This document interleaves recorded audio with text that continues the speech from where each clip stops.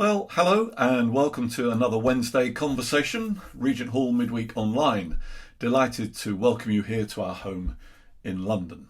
Another week has gone by and slowly but surely things are just starting to free up a little bit, we think, anyway.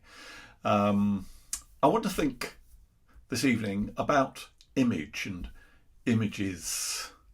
There's been some lovely pictures on Facebook of people who have been living in the lockdown alone, finding a bubble, a place to go and to meet with loved ones and to have a hug and a meal together. That's very special, and I know some of you watching, that's very true for you as well. It's a sign of a little bit of progress, we hope.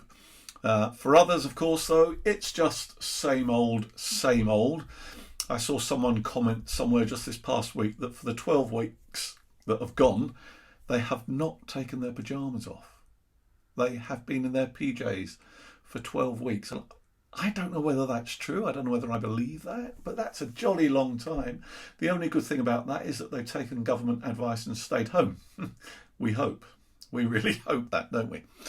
I've had Zoom meetings, many of them in this past number of weeks, and I've got a lot coming this current week and next week as well, with colleague officers, with training college, with people at the core and different conferences and church ministers, and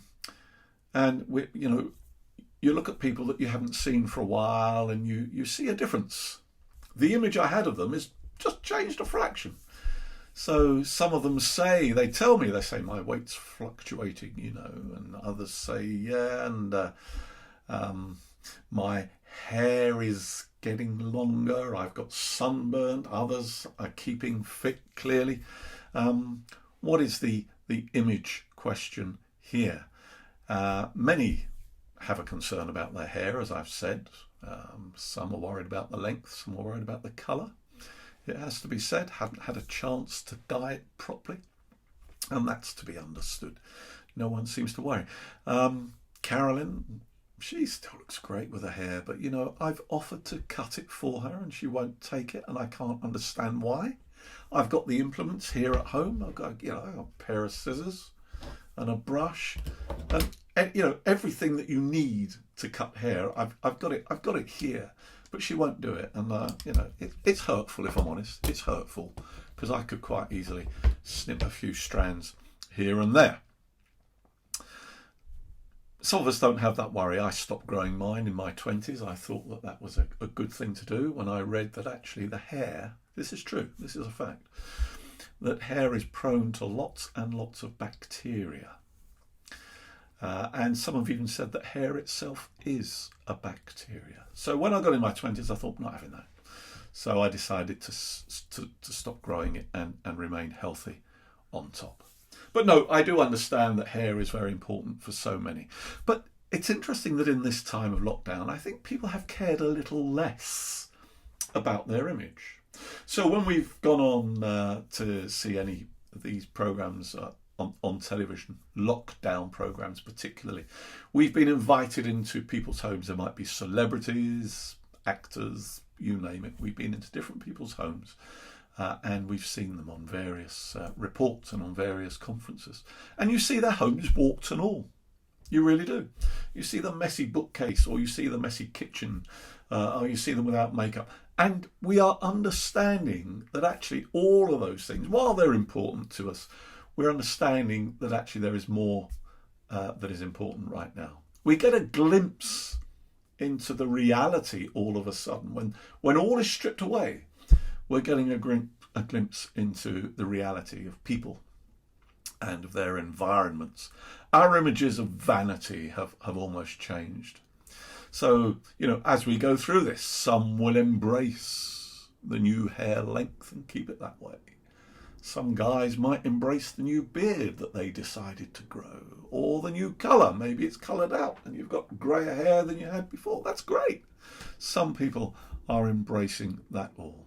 But we have been reminded of what is vital in life. And it's not our image. That is not the vital thing anymore. It is the health of our minds, isn't it? It's the attitude of our hearts. Those are the important things. And when this is finally over, we can ask, what images will we be left with? Well, yes, personal appearance. For some, we might look back on photos of this time and say, yeah, that was me during lockdown 2020. And that's good. But we will remember, won't we, clapping the National Health Service. We will remember the bags of food on the front doors of the needy. We will remember those who clapped a recovering COVID patient as they left the intensive care ward, and those who went home. We'll remember, I hope, smiling more at our neighbours, smiling more at people we don't even know, perhaps. People in the street. I saw a picture just this week of a lady whose home was very, very neat, all spick and span, cream walls all around, nice cream, not magnolia, deep dark creamy stuff. It was a very stylish cream. But she painted over it. She'd done a mural over 12 weeks. She painted, a brilliant artist. She painted these lovely pictures all over her house over 12 weeks. That's the image that she will now be able to take into the future. You know, pictures of people making music together. Pictures blinging up the back garden. And then, of course, the rainbows. And the reading that people have done. The home exercising. These are all God-given images to remember, and all under the umbrella of hope. Now, you can be sure that in the days, years to come, the images that we'll get on television are the images that are darker. And we can't really forget this bit of it. It has to be said. We know that over 41,000 people have died in this country. We know that there are families who couldn't be with the sick and with the dying during this time. But we know, therefore, that the truth that good defeats bad will also sit in tension with the distressing images. The image of George Floyd and the subsequent disturbing pictures that we've seen. The greatest image that I can give to you is one I've given to you before when we've been at the rink, and that is of the cross of Christ standing tall at Oxford Circus. Can you imagine that? Just picture that in your mind. The cross of Christ, huge, enormous, dwarfing the post office tower, saying, there is hope in all of this. There is God's love. There is God's justice. There is God's mercy. This has not been put in lockdown. This is free. This is wild and ready for you. God's image of Christ on the cross. The cross that is now empty because he rose again. That's a great image. If you saw the Regent Hall online service on Sunday, you saw some lovely contributions there.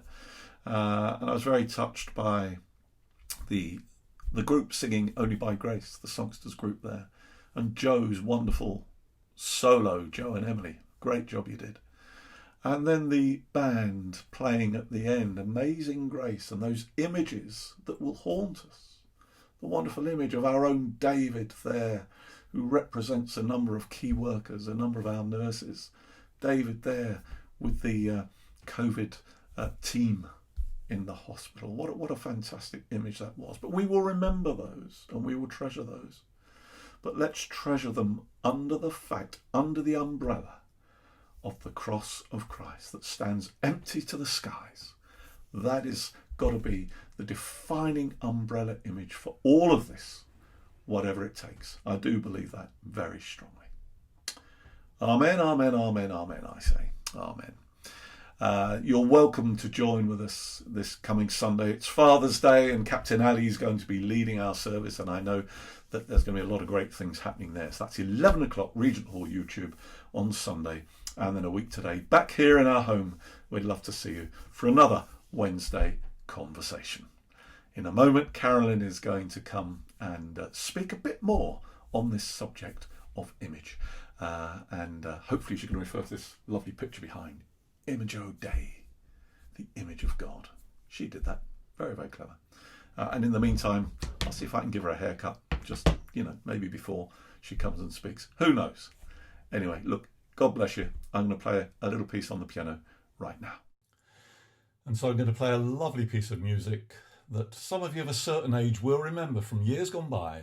It's called All the Things You Are. The music is by Jerome Kern and the words by Oscar Hammerstein. And I thought they were kind of relevant to this time. Beautiful lyrics. You are the angel glow that lights a star. The dearest things I know are what you are. And then if you think about lockdown, coming back together with our loved ones, he says, someday my happy arms will hold you.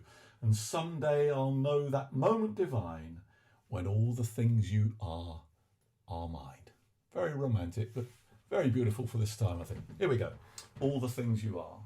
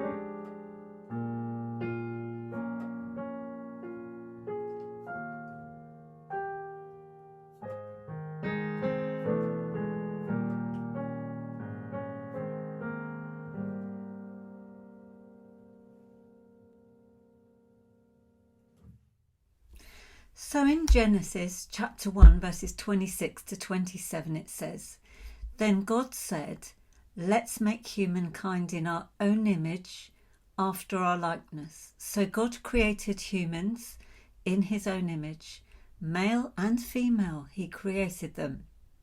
Isn't it just amazing to think that our DNA at the very core of all human beings, is shaped in the likeness of our loving, kind, good Creator God? I find that almost mind-blowing. I certainly don't feel always like my DNA is mapped into God's heart in that way, but that's what the Bible tells us, that the thing that makes me me and the thing that makes you you is kind of patterned and shaped in the heart of our Father God. There's a beautiful phrase, it's called the Imago Dei, the Imago Dei, and it just means in the image of God. This DNA, deep down likeness that matches deeper than our skin colour, deeper than our gender, deeper than our age, deeper than our sexual orientation, deeper than our ability or disability. Something much deeper is going on, deeper than our ethnicity, where the common principle for all human beings is that the very thing for which they were made and formed is shaped in the heart of the Father. So we have that in common. And isn't it a terrible thing when this goes wrong and we forget it and we become racist, or we become ageist or sexist.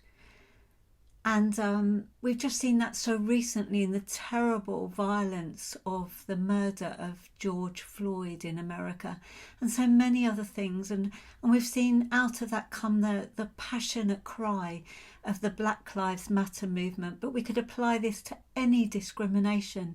It's an awful thing when we fail to see God's image heart to heart in each other. So let's ensure we take this time of reflection during lockdown, when we can remember who we are in God, when life's slower, to drink in this wonderful truth that we are all made in the image of God, without exception, created in God's loving likeness. And let's continue to look for the image of God in the world and in each other. So where is God's image for you during lockdown?